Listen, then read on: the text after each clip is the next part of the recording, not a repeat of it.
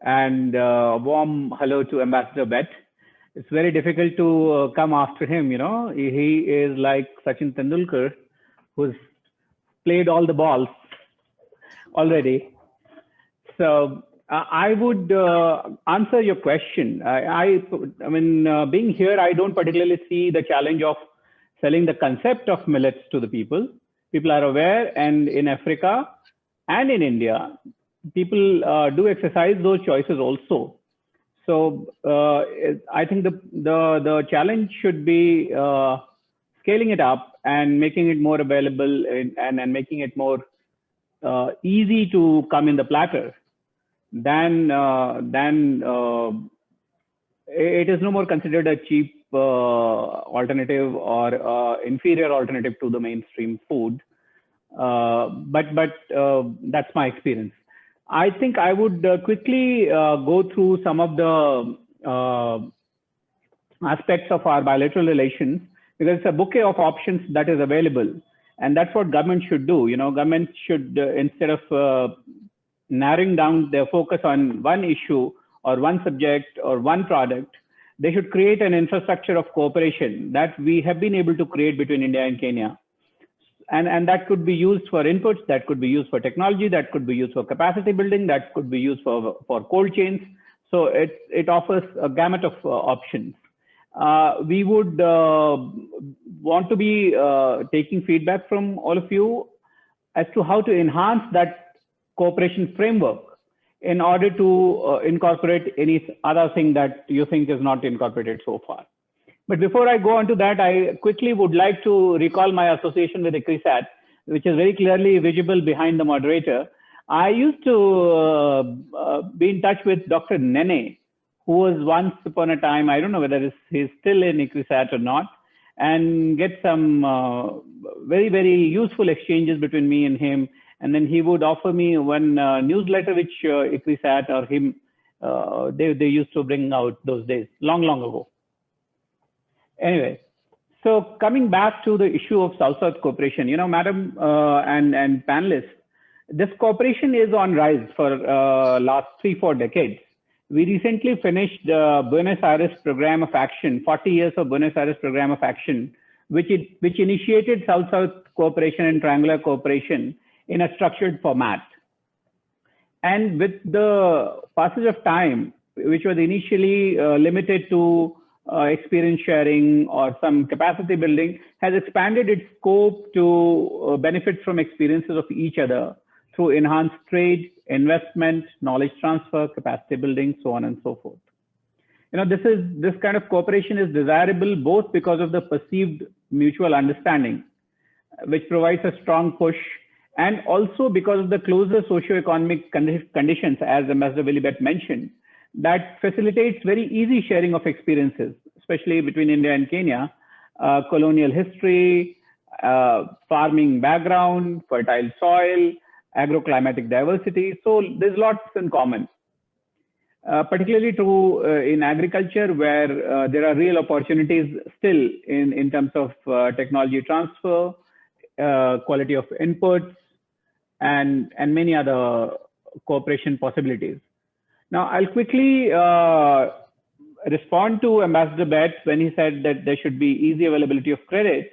At government to government level, Government of India has offered $100 million line of credit to Government of Kenya, which is dedicated for agriculture mechanization.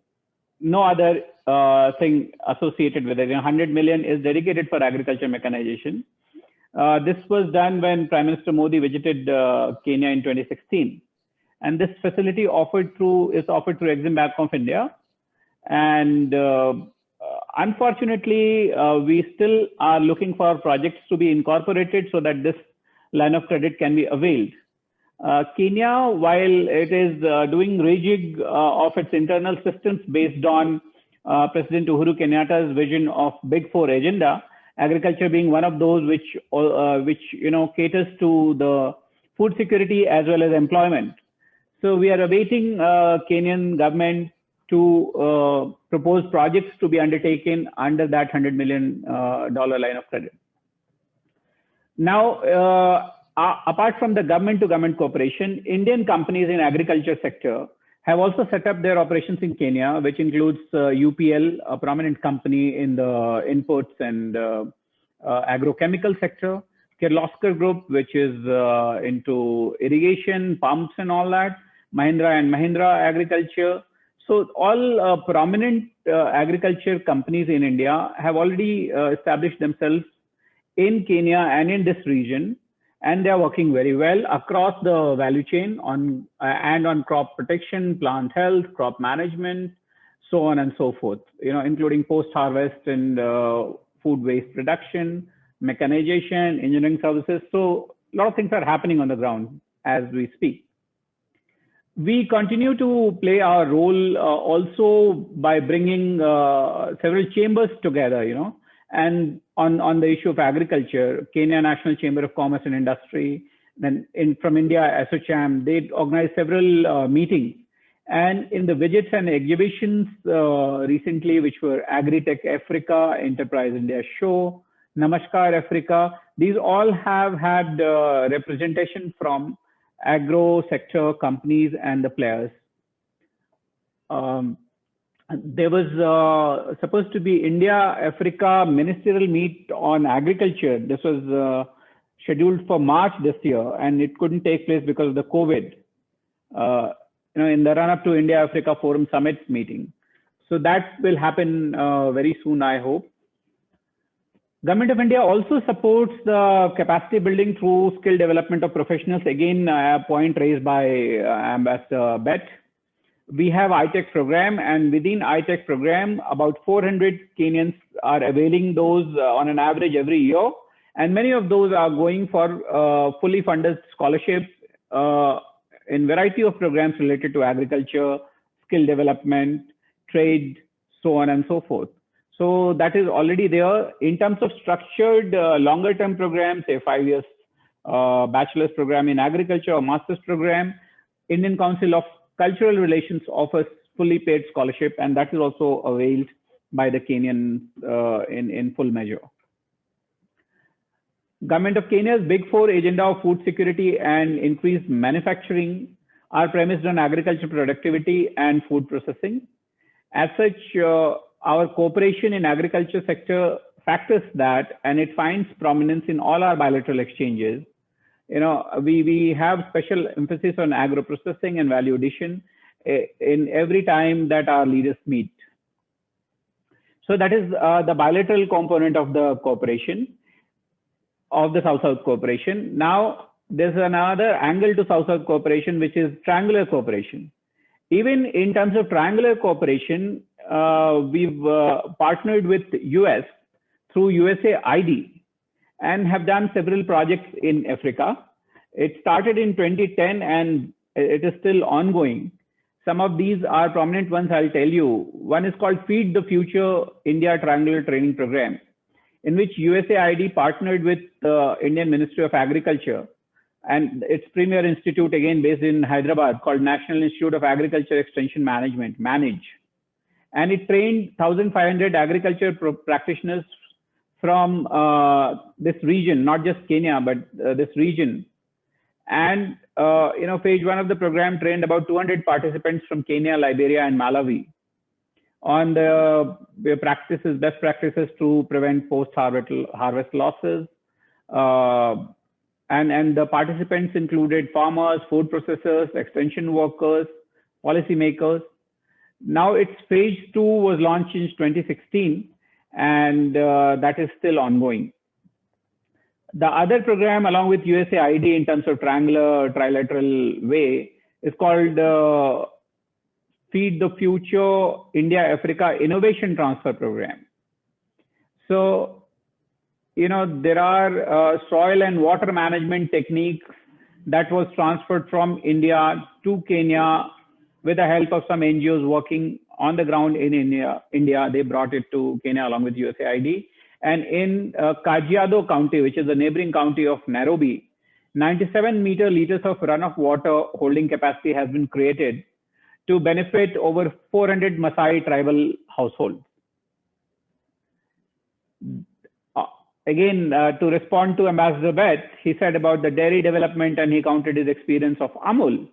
USAID partnered with India's company called ILNFS, Infrastructure Leasing and Financial Services, to transfer and pilot India's successful smallholder dairy production and marketing business model to Kenya. The program has introduced and tested feed and fodder management best practices, as well as established a micro milk processing unit in Nakuru County of Kenya that increased milk production by more than 50% in the target communities where the model was piloted. So Ambassador Beth, our predecessors have really done quite a lot, and we need to build upon those. These are already in the ambit of our bilateral cooperation. The last program on this triangular partnership I would mention is called Bullet, Santi and Seed Dibbler. USAID supported NGO called Shrishti in India, Society for Research and Initiative for Sustainable Technology to an institution, to transfer 2- and 3-wheel tractor called Bullet, Santi, seed dibblers and food processors to Kenyan farmers. These technologies have helped increase agricultural productivity and improve the resilience of more than 1 million households in Kenya. So there are bilateral government-to-government cooperation, private sector presence, and trilateral cooperation along with US.